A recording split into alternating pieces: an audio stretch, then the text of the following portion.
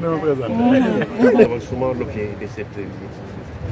Merci beaucoup, mais permettez-moi d'abord de remercier vivement le Conseil régional de la jeunesse, les autorités administratives, notamment le sous-préfet de Gondaï, le préfet de Rufisque, le gouverneur de la région, mais également les services techniques, notamment l'inspection régionale des eaux et forêts et les associations communautaires et toute la population de Diembé. Nous sommes là ce matin pour participer au camp de reboisement initié par le Conseil régional de la jeunesse. Je crois que nous sommes à la 5e édition. Donc, pour participer à ce camp de reboisement, pour encourager le Conseil régional de la jeunesse pour cette initiative, parce que nous croyons qu'il faut qu'il y ait des initiatives citoyennes, que les populations elles-mêmes prennent des initiatives allant dans le sens de préserver l'environnement. Et le Conseil régional de la jeunesse est dans cette dynamique depuis 2019. Donc nous sommes très heureux d'être là et d'autant plus heureux que dans ce camp qui regroupe 150 jeunes qui sont là pour le reboisement, il y a des Sénégalais, mais il y a aussi des jeunes qui nous viennent de la sous-région, notamment la Gambie et la Guinée-Bissau.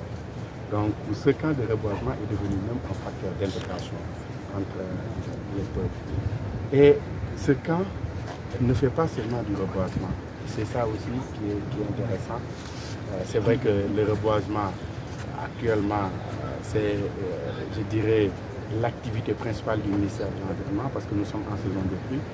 Le président de la République vient de lancer le dimanche 4 la campagne nationale de reboisement. Et nous nous réjouissons que le Conseil régional de la jeunesse puisse contribuer à cela, à reboiser, surtout dans cette zone du littoral où on a noté une forte érosion côtière. Et les plantations qui étaient là ont été envahies par l'océan. Et quand vous voyez ce qui se passe au niveau du rivage, on a un cimetière de filao.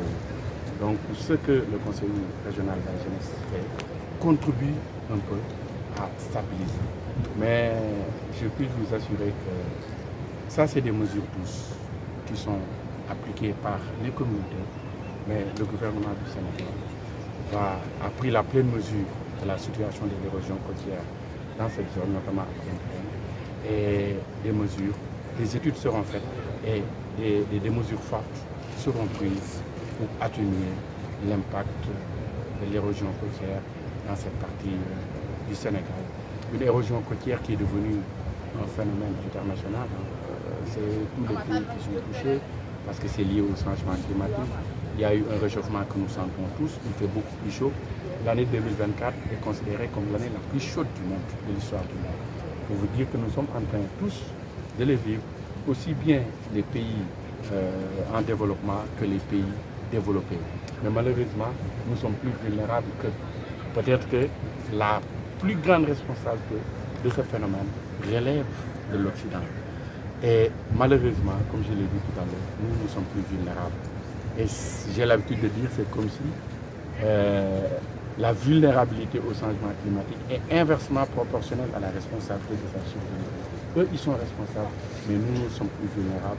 Et c'est heureux de voir qu'il y a des associations communautaires, que le Conseil régional de la jeunesse prenne ces initiatives pour atténuer un peu les chocs, pour atténuer l'impact du changement climatique. Monsieur le ministre, ça fait 5 années, vous l'avez dit, que le Conseil de la jeunesse, régional de la jeunesse mène ces initiatives. Le filao est-il finalement une solution pour atténuer ou ralentir l'avancée de la mer? Je l'ai dit tout à l'heure, le filao, le reboisement avec du filao, ça permet d'atténuer. Parce que le filao est une espèce qui est adaptée à ce genre d'environnement. Ça permet d'atténuer. Mais vraiment, pour stopper le phénomène, il va falloir prendre des mesures beaucoup plus fortes. J'encourage le Conseil régional de la jeunesse à continuer cette dynamique. Nous sommes à la 5e édition. Cette année, j'ai tenu à venir personnellement pour les encourager à continuer dans cette dynamique, mais également encourager d'autres conseils qui relèvent de d'autres régions, d'autres conseils régionaux de la jeunesse à prendre des initiatives pareilles, à reboiser à faire des actions de préservation de l'environnement.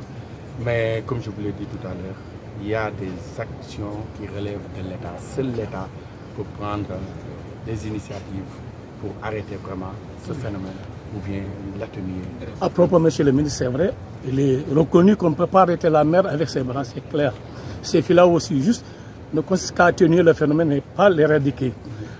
Il était programmé au niveau de l'État, le programme WACA, qui est d'une dimension sous-régionale, consistant quand même à apporter une solution durable. Où est-ce que vous en êtes par rapport à ce programme? Merci.